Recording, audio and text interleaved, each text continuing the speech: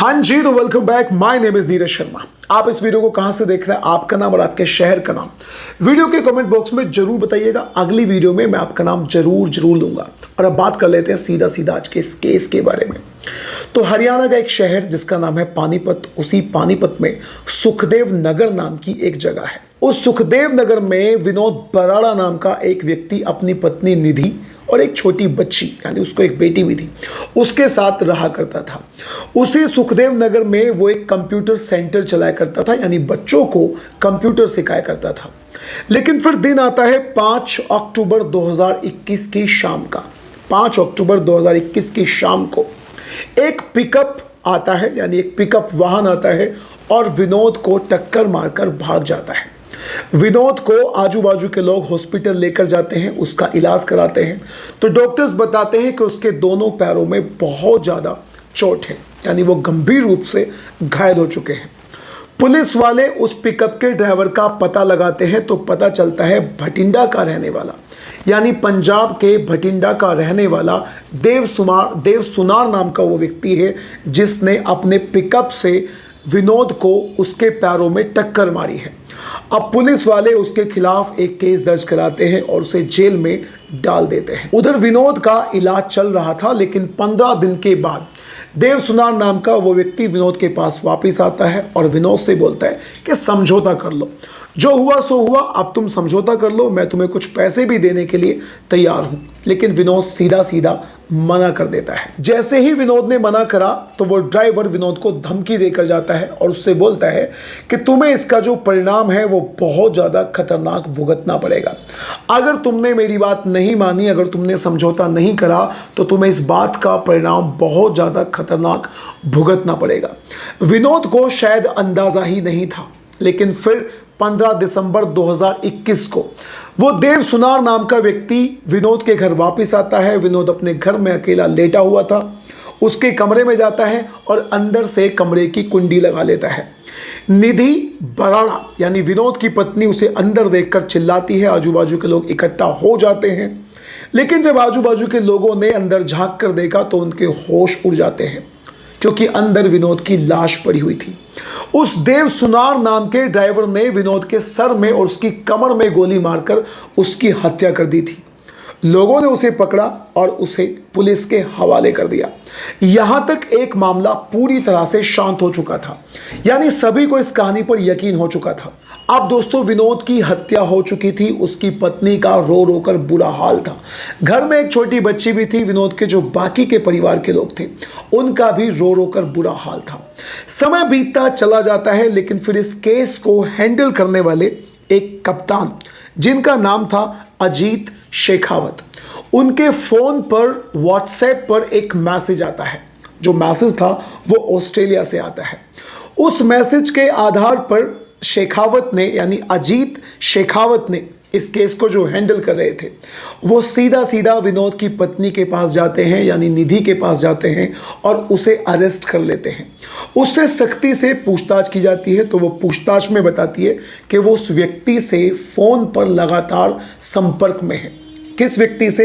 देव सुनार नाम के उस ड्राइवर से, जिसने उसके पति की हत्या करी है। पुलिस वालों को बातचीत में यह भी पता चलता है कि वो एक और भी व्यक्ति से बातचीत करती है, और उस व्यक्ति का नाम था सुमित उर्फ बंटू, जो हरियाणा के ही गोहाना का रहने वाला था। निधि की बातें 2 लोगों से हुआ करती थी। एक का नाम था देव सुनार, जो ड्राइवर था जिसने विनोद बराड़ा की, यानी निधि के पति की हत्या करी थी, और दूसरे व्यक्ति का नाम था सुमित उर्फ बंटू, जो एक जिम में ट्रेनर था। अब पुलिस वाले जब सख्ती से निधि से बातचीत करते हैं तो एक ऐसी कहानी सामने निकल कर आती है कि उस कहानी को जब लोगों ने सुना तो लोगों के होश उड़ गए। वो कहानी कुछ इस तरह से थी। असल में निधि अपने पति विनोद बराड़ा के साथ बड़ी आराम से रह रही थी। उसकी लाइफ में सब कुछ बहुत अच्छा चल रहा था। फिर वो एक दिन अपने पति से जिद करती है कि उसे जिम ज्वाइन करना है, और वो पास में ही एक जिम में चली जाती है। उस जिम में जो ट्रेनर था उसका नाम था सुमित उर्फ बंटू। देखते ही देखते जब वो उस लड़की को, निधि को ट्रेनिंग कराता था, तो निधि में और उस व्यक्ति में, सुमित में, आंखें चार हो जाती है। दोनों को आपस में एक दूसरे से प्यार हो जाता है। लेकिन बात वही है कि इश्क और मुश्क छुपाए नहीं छुपते। एक दिन विनोद बराड़ा को अपनी पत्नी के बारे में पता चल जाता है और सुमित के बारे में पता चल जाता है कि उसकी पत्नी का उस ट्रेनर के साथ में अफेयर चल रहा है। बस इसी बात को दिमाग में रखते हुए अब वो अपनी पत्नी से झगड़ा करने लगा था। यहां तक कि कई बार वो सुमित को भी समझाने के लिए गया। उसने सुमित को भी धमकाया कि तुम हर सूरत में, हर हाल में मेरी पत्नी से दूर रहो, वरना इसका अंजाम बहुत ज़्यादा बुरा होगा। ये सारी बातें चल ही रही थी कि एक बार बराड़ा ने, यानी विनोद बराड़ा ने अपनी पत्नी को सुमित के साथ देख भी लिया था। अब उसने अपनी पत्नी के साथ मारपीट करी।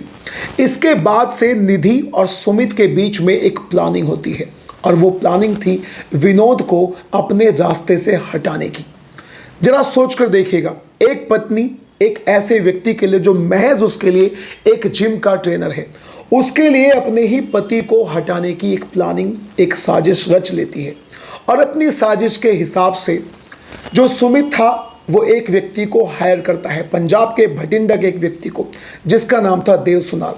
और निधि और सुमित मिलकर एक प्लानिंग ऐसी बनाते हैं कि हमें उसकी हत्या भी करवानी है, यानी विनोद बराड़ा को मरवाना भी है, लेकिन उसे ऐसे अंदाज में मरवाना है कि उसके इस हत्या को एक एक्सीडेंट का रूप दिया जा सके।